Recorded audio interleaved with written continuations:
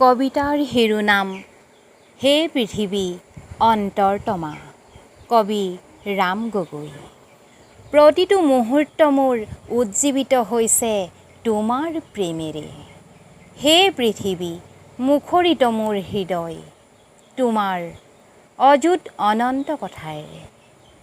মোৰ সমগ্ৰ চিন্তাত তুমি ব্যাপিত হৈ আছা হে পৃথিৱী, যেন নীলিম সমুদ্ৰ, অন্তহীন কল্লোল, প্ৰভাত পক্ষীৰ কুজন, অথবা তুমি স্বপ্নময়ী।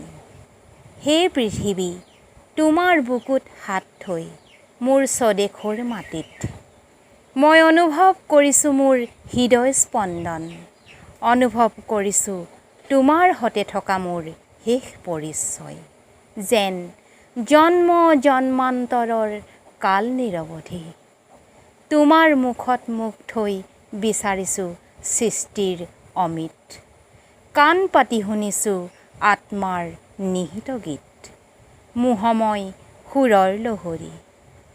প্ৰতিদিনে প্ৰভাতৰ হেঙুলি ৰহণে শুনা তোমাৰ নিমজ গালত, মোৰ স্বদেশৰ আকাশত মই বিচাৰিছোঁ ৰক্তিম সোণালী উত্তাপ।